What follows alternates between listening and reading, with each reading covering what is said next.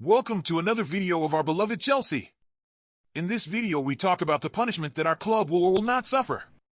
But first leave a like and don't forget to subscribe and turn on notifications.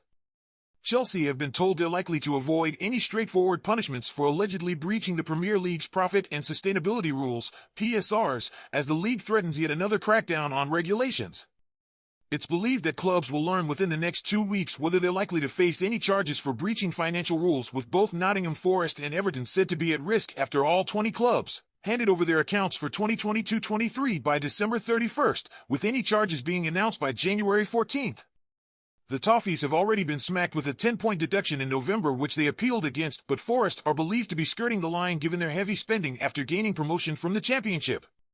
Under the PSRs, clubs are allowed to make a maximum loss of £105 million over a rolling 3-year period, essentially giving them £35 million a season's window.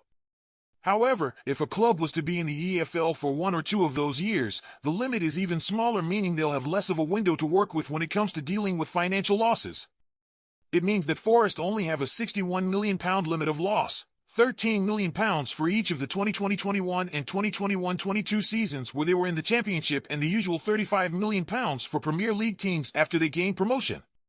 The huge amount of players brought in would have ransacked their coffers to a point where their wage bill would have been astronomically different to life in the second tier, so much so that they were spending double the amount of wages than they earned in turnover from their 2 previous seasons. Football finance expert Kieran Maguire believes that Forest are the team most at risk of being charged by the Premier League, as he told The Times. Nottingham Forest were very much at the limit of their financial fair play allowance when they were promoted to the Premier League. That investment in new players continued in their first season, when they signed players on high wages, including some such as Jesse Lingard, who didn't work out. If you are looking for clubs close to the limit, they would be at the top in my opinion. With Everton's charge in November and this potential incoming charge for Forest both coming through the league's new fast-track charging system, which would see charges for straightforward breaches dealt with by early April, and any points deductions applied to this campaign, many will question why clubs like Chelsea and Manchester City, who have been under investigation before now, haven't had the results published yet.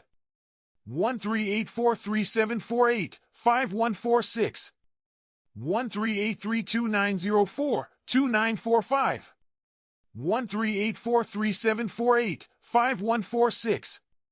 Pep Guardiola's side are currently facing 115 charges of FFP rule breaches, while the Premier League is investigating allegations of off-the-books payments by Chelsea during previous owner Roman Abramovich's time at the club. It stands to reason that both investigations are extremely complex, more complicated and time-consuming than either of Forest or Everton's cases, meaning that the pair aren't likely to be hit with deductions around those cases anytime soon. However, it doesn't mean they're immune from punishments around the Premier League's PSRs. It's clear that Chelsea have made huge losses in recent seasons under both Abramovich and new custodian Todd Boehly, £156 million in 2020-21 and £121 million in 2021-22, but Maguire believes that they can avoid charges. That's down to the club's excellent usage of the transfer market and being able to sell players on for significant sums of money in order to balance their books for last season, despite dropping hefty sums themselves in the same windows. The likes of Mason Mount, Kai Havertz, Kalidou Koulibaly, and Mateo Kovacic all leaving the club over the summer in huge deals could in turn save the club from any incoming charges they might have incurred had they kept those players on for Mauricio Pochettino's debut season as Blues boss.